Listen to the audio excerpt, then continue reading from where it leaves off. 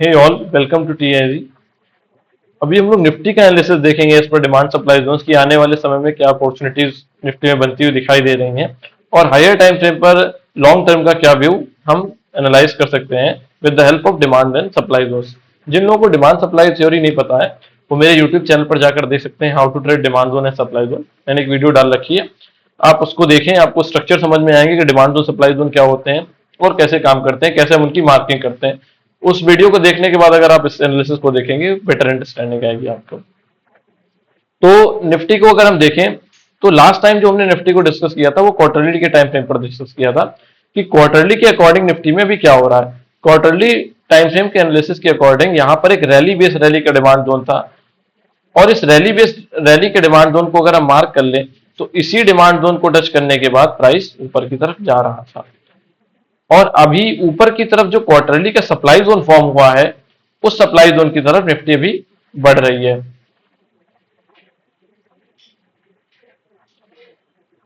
तो ये क्वार्टरली के डिमांड जोन को लेकर मेरा व्यू ऐसा था कि इस डिमांड जोन से प्राइस रन नहीं करेगा, मे बी इस डिमांड जोन को ब्रेक करे और जो नेक्स्ट डिमांड जोन था उससे प्राइस यहां से ऊपर की तरफ जाए। उसके पीछे रीजन ऐसा था कि क्वार्टरली डिमांड जोन के अंदर जैसे जब इंस्टीट्यूशंस को हम एनालाइज करते हैं तो मल्टीपल टाइम फ्रेम एनालिसिस करते हैं। उस मल्टीपल टाइम फ्रेम एनालिसिस में हम ये एनालाइज करते हैं कि इंस्टीट्यूशंस की presence across all the time frame है या नहीं। लेकिन इस डिमांड जोन के साथ ऐसा नहीं था। क्यों नहीं था? क्योंकि मंथली पर क्या था, डिस्ट्रीब्यूशन था। और जो लोग एनालिसिस फॉलो करते हैं उन्हें पता होगा कि जब भी डिस्ट्रीब्यूशन ऑफ प्राइस होता है, अगर बाइंग का डिस्ट्रीब्यूशन है या सेलिंग का डिस्ट्रीब्यूशन है तो वो डिस्ट्रीब्यूशन वीक माना जाता है। तो ये वीक बाइंग को इंडिकेट कर रहा था और ये वीक बाइंग के कारण ही क्या हुआ, आप देखो यहां पर निफ्टी ओपन होता है और एक गैप डाउन मतलब गैप अप के साथ ओपन होता है और ये पूरी जो रैली 1 2 3 4 5 मंथ की रैली थी वो लगभग एक ही मंथ में, अब ये कह लें कि एक ही दिन में खत्म हो गई, क्योंकि ये जो फॉल था वो एक ही ये इलेक्शन वाला फॉल था। तो उसके अकॉर्डिंग ये डिमांड जोन मुझे वीक लग रहा था। और दूसरा रीजन अगर आप देखने जाओ तो इस डिमांड जोन के अंदर कुछ भी ऐसा पेंडिंग नहीं था जहां से प्राइस रन करे। जो वीकली हमारा एग्जीक्यूशन टाइम फ्रेम होता है जहां पर हम देखते हैं कि इंस्टीट्यूशंस की प्रेजेंस है या नहीं, वहां पर अगर आप देखने जाओ तो दो डिमांड जोन हमारे पास थे। ये ड्रॉप रैली का डिमांड जोन था और अगेन यहां पर एक ड्रॉप रैली का डिमांड जोन था। तो ये ड्रॉप रैली का डिमांड जोन जब ये इलेक्शन वाला फॉल हुआ है 3 जून को, तो ये पहला वाला डिमांड जोन तो वॉलेटिलिटी के कारण ब्रेक हो गया, क्योंकि एक्सट्रीम वॉलेटिलिटी थी। तो बिल्कुल भी रिस्पेक्ट नहीं किया प्राइस ने और डायरेक्ट हमारे जो ओरिजिन के डिमांड जोन है इसके अंदर आ गया, क्योंकि जो पूरी मूव थी उसका ओरिजिन यही था, यही रिस्पॉन्सिबल था उस पूरी मूव के लिए। और प्राइस यहां पर आकर ऊपर की तरफ रैली कर गया और फिर उसके बाद प्राइस यहां से ऊपर की तरफ चला गया। तो ये रीजन था कि मैं इस डिमांड जोन को वीक मान रहा था और जो नीचे की तरफ बना ये एडवांस डिमांड जोन था उससे एक्सपेक्ट कर रहा था कि यहां से प्राइस ऊपर की तरफ निकल जाए, लेकिन ऐसा नहीं हुआ। प्राइस इसी डिमांड जोन से ऊपर की तरफ चला गया। तो क्या एनालिसिस में कमी रही वो मैं एनालाइज करने की कोशिश कर रहा था। तो मैंने एक चीज ऑब्जर्व की कि क्या एक तरीका ये हो सकता था इस चीज को ऐसे सोचने का कि जो डेली की सेलिंग थी, आप देखो यहां से सेलिंग आई है 23,000 से, लगभग 8 to 9% का फॉल था ये with in a single day. और नेक्स्ट डे इंस्टीट्यूशंस क्या करते हैं, इस पूरी सेलिंग को एब्जॉर्ब करते हैं और प्राइस को ऊपर की तरफ लेकर चले जाते हैं। और यही डिमांड जोन क्या था, ओरिजिन था। यही डिमांड जोन रिस्पॉन्सिबल था इस पूरी कंप्लीट रैली का जो निफ्टी को लगभग 26,200 तक लेकर गया है। तो ये डिमांड जोन की स्ट्रेंथ मैंने एनालाइज नहीं कर पाई कि इस डिमांड जोन में इतनी स्ट्रेंथ हो सकती है, क्योंकि मैंने इस फॉल को इग्नोर किया। मैं हायर टाइम फ्रेम की तरफ देखता रहा कि हायर टाइम फ्रेम का सपोर्ट नहीं है, जो कि बहुत जरूरी होता है। अगर आप डिमांड सप्लाई थ्योरी को अच्छे से पढ़ेंगे तो हायर टाइम फ्रेम का सपोर्ट बहुत जरूरी होता है इंस्टीट्यूशंस को स्टॉक को एक नए हाई की तरफ ले जाने के लिए। लेकिन क्या इस फॉल को जो इंस्टीट्यूशंस पूरा कवर करके ऊपर की तरफ ले जा रहे हैं उनकी भी स्ट्रेंथ उसी उसी के इक्वली हमें एनालाइज करनी चाहिए, क्योंकि इतने बड़े फॉल को ऊपर ले जाना नॉर्मल इंस्टीट्यूशंस का काम नहीं है। बड़े इंस्टीट्यूशन से बड़ा पैसा उसके लिए चाहिए, तब हम इतनी सेलिंग को ऑब्जर्व करके प्राइस को ऊपर की तरफ लेके जा सकते हैं। आप देखो इसके रिगार्डिंग मैंने ट्वीट भी डाला था, two demand zones present on daily time frame. जो इलेक्शन के टाइम रैली आई थी तो इसने दो डिमांड जोन बनाए थे। पहला डिमांड जोन कौन सा था, ये वाला डिमांड जोन आरबीआर का रैली बेस रैली, और दूसरा डिमांड जोन ड्रॉप रैली का डिमांड जोन था। मेरे एनालिसिस के अकॉर्डिंग ऐसा था कि इन दोनों में से, डिमांड जोन में से किसी एक डिमांड जोन से रिएक्शन आएगा और वो हम निफ्टी को एक अच्छा पुश दे देगा। तो पहले वाले डिमांड जोन से भी रिएक्शन आया और दूसरे डिमांड जोन से भी रिएक्शन आया, बट मैं ये एक्सपेक्ट नहीं कर रहा था कि इस डिमांड जोन से इतना रिएक्शन आ जाएगा कि एक नए हाई की तरफ निफ्टी बढ़ चलेगी। दूसरा सिनारियो समझते हैं कि जब इस डेली टाइम फ्रेम से रिएक्शन आना शुरू हुआ तो क्वार्टरली का भी सपोर्ट था इसको। देखिए क्या होता है कि ये जो लास्ट टाइम बाइंग आई थी तो क्वार्टरली के डिमांड जोन से आई थी, मतलब क्वार्टरली का डिमांड जोन फॉर्म होने के बाद आई थी। तो ये प्राइस क्या है, इंस्टीट्यूशंस के लिए अट्रैक्टिव तो था ही, ऊपर से इस डेली डिमांड जोन का क्या हो गया, सपोर्ट हो गया इंस्टीट्यूशंस को, क्योंकि उन्होंने इतने बड़े फॉल को एग्जीक्यूट किया, फॉल को एब्जॉर्व किया, तो उसके बाद निफ्टी को रैली कराई थी। तो ये क्या हो गया, अट्रैक्टिव प्राइस हो गया उनके लिए, प्लस उनके पेंडिंग ऑर्डर्स भी थे यहाँ पर, और उस पेंडिंग ऑर्डर्स को एग्जीक्यूट करते हुए निफ्टी को ऊपर लेके चले गए। जब यहां से बाइंग आई तो मैंने ट्वीट किया था कि यहां पर क्या था कि हर बार क्या होता है कि जब निफ्टी में फॉल आता है तो वीकली सप्लाई जोन में हिट करने के बाद निफ्टी नीचे की तरफ आ जाती है। लेकिन इस बार क्या हो रहा है कि क्वार्टरली के डिमांड जोन से बाइंग आ रही है, तो इस बार कुछ सप्लाई जोन को फिनिश करेगी निफ्टी। तो आप यहां पर देखो, इस सिनारियो को समझने जाओ तो ये क्या था, ये डीबीडी का सप्लाई जोन था, यहां से प्राइस टच किया नीचे आ गया, फिर ये डीबीडी का सप्लाई जोन था, यहां से टच किया नीचे आ गया, फिर ये रैली बेस ड्रॉप का सप्लाई जोन था, यहां से टच किया तो नीचे आ गया, और यहां पर भी एक छोटा सा डीबीडी था, यहां से भी स्लाइड पुश मिला निफ्टी को। बट जब ये बाइंग यहां से इनिशिएट होना शुरू हो गए डेली टाइम फ्रेम पे, जो इलेक्शन वाला डिमांड जोन बना था, वहां से फिर प्राइस अपने क्या क्या करने लगा, वीकली सप्लाई जोन को फिनिश करने लगा। फिर मैंने एक ट्वीट किया था कि अगर दो सप्लाई जोन फिनिश हो जाते हैं तो 99% है कि निफ्टी में बॉटम बन चुका है। तो पहला सप्लाई जोन निफ्टी ने ये वाला फिनिश कर दिया था, दूसरा ये फिनिश कर दिया था, तो यहां पर चांसेस ऐसे थे कि सप्लाई जोन फिनिश हो गया था। लेकिन जो एक क्वालिटी का सप्लाई जोन बचा था वो ये वाला सप्लाई जोन था, जो निफ्टी को अच्छे से नीचे की तरफ पुश कर सकता था।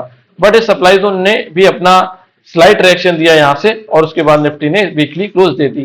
जो लास्ट टाइम हमने डिस्कस किया था कि वीकली क्लोज इंपॉर्टेंट है इस डिमांड जोन के, इस सप्लाई जोन के ऊपर, सो दैट ये हम डिसाइड कर सके कि निफ्टी में अब फुल फ्लेज बॉटम बन चुका है, और यहां से जो रैली कंटिन्यू होगी वो निफ्टी को नए हाइस की तरफ ले जाएगी।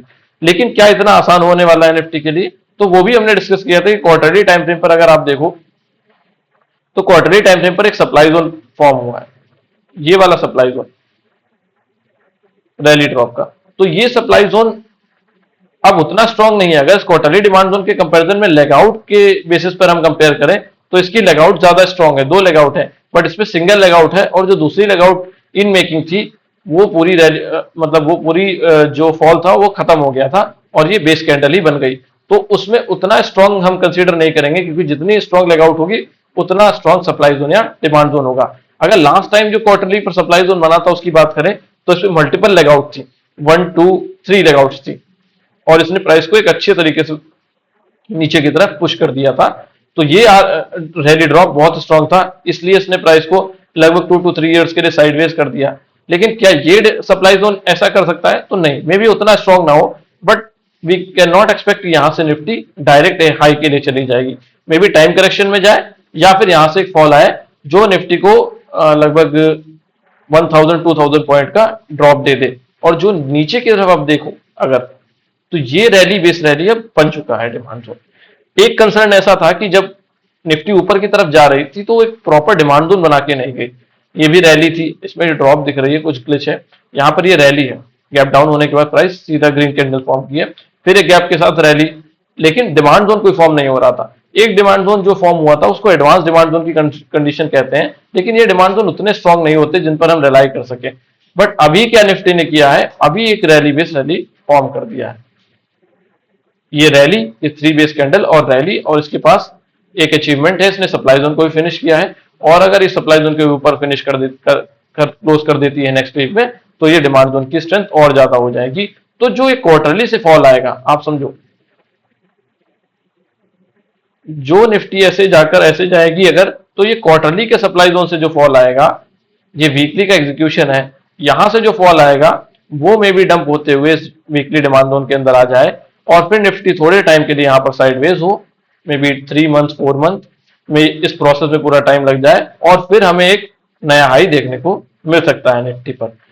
तो ये था हायर टाइम फ्रेम पर एनालिसिस निफ्टी का। अब लोअर टाइम फ्रेम पर देख लेते हैं कि क्या अपॉर्चुनिटीज बन रही हैं। तो डेली टाइम फ्रेम पर देखें जाके, अभी डेली टाइम फ्रेम पर क्या हुआ है कि ड्रॉप बेस रैली का एक इमीडिएट डिमांड जोन बन गया है।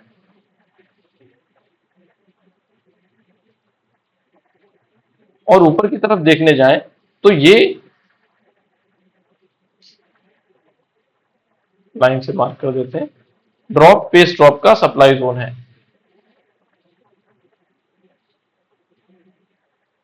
ये डीबीडी का सप्लाई जोन है और नीचे की तरफ डीबीआर का सप्लाई जोन है, सॉरी डिमांड जोन है। तो अभी अगर निफ्टी बिना इस सप्लाई जोन को टच करते हुए इस डिमांड जोन की तरफ बढ़ती है तो इस डिमांड जोन में ऐसी स्ट्रेंथ होगी कि अगर लोअर टाइम फ्रेम पर हम देखने जाएं 125 मिनट और 75 मिनट पर, तो देखो यहां पर ड्रॉप है, ये दो बेस कैंडल है और ये रैली कैंडल है। अभी मैं इस जो ये कैंडल है इसको बेस कंसीडर ना करके इसको ड्रॉप कंसीडर करूंगा, इसको बेस कंसीडर करूंगा, इसको रैली कंसीडर करूंगा। क्यों ऐसा है? क्योंकि इस कैंडल का साइज बड़ा है और इसने क्या किया है, ये जो पूरी रैली हुई थी उसको डंप कर दिया है, मतलब ये ड्रॉप कैंडल कंसीडर कर सकते हैं। तो यहां पर एक बेस कैंडल, इसको कुछ ऐसे मार्क करके हम ये एक्सपेक्ट कर सकते हैं कि नेक्स्ट वीक अगर निफ्टी इस डिमांड जोन के अंदर आ जाती है तो यहां से हमें एक रिएक्शन देखने को मिल सकता है। बहुत ज्यादा रिएक्शन नहीं आएगा, मे बी 200-300 पॉइंट्स का रिएक्शन हमें देखने को मिल सकता है, स्लाइट रिएक्शन यहां से देखने को मिल सकता है। अच्छा रिएक्शन कब देखने को मिलेगा? जब ये वीकली डिमांड जोन जो कि यहां पर बना है, आप देखो जो यहां पर बना है वहां प्रॉपर आ जाती है, तब हम कह सकते हैं कि निफ्टी यहां से एक अच्छे हाई की तरफ निकल सकती है। और ऊपर की तरफ जो ये डेली का सप्लाई जोन है, जो हमने ये डेली का सप्लाई जोन मार्क किया था, पहला सप्लाई जोन ये और दूसरा सप्लाई जोन ये, तो बैक टू बैक दो सप्लाई जोन्स हैं और इन दोनों सप्लाई जोन्स में जो पहला सप्लाई जोन है उसको मंथली का सपोर्ट है। ठीक है, मंथली पर अगर आप देखने जाएं तो ये रैली 1-2 बेस कैंडल और ड्रॉप कैंडल, इसको अगर ऐसे मार्क कर देते हैं तो ये रैली 2 बेस कैंडल और ड्रॉप कैंडल, मतलब ये सप्लाई जोन का स्ट्रक्चर है। और जो ऊपर वाला सप्लाई जोन है, ये वाला जो मैंने मार्क किया है, इसको क्वार्टरली का सपोर्ट है, मतलब हायर टाइम फ्रेम के अकॉर्डिंग दोनों सप्लाई जोन स्ट्रांग है और इन दोनों सप्लाई जोन से रिएक्शन आने के चांसेस हैं निफ्टी में।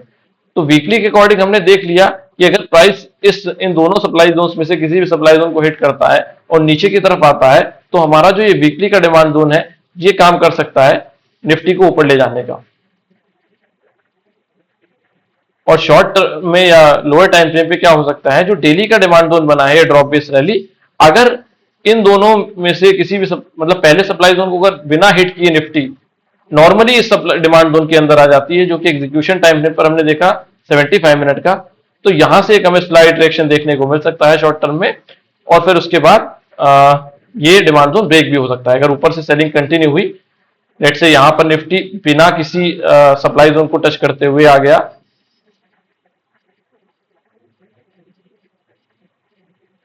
अगर ऐसे जाकर यहां पे इस डिमांड जोन में आ जाता है तो यहां से एक रिएक्शन देखने को मिल सकता है। बट अगर आप समझो कि अगर यहां से सप्लाई जोन को हिट कर दिया तो फिर ये डेली का डिमांड जोन ब्रेक हो जाएगा और चांसेस ऐसे हैं कि इस वीकली के डिमांड जोन से प्राइस ऊपर की तरफ निकल जाएगा। तो ये था लोअर टाइम फ्रेम और हायर टाइम फ्रेम पर निफ्टी का एनालिसिस। अगर आपको ये वीडियो से कुछ सीखने को मिला हो, कुछ लर्निंग मिली हो, कुछ डिफरेंट कॉन्सेप्ट पता चले हो इंस्टीट्यूशंस के बारे में, तो प्लीज लाइक करिए, शेयर करिए, सब्सक्राइब करिए। Thank you.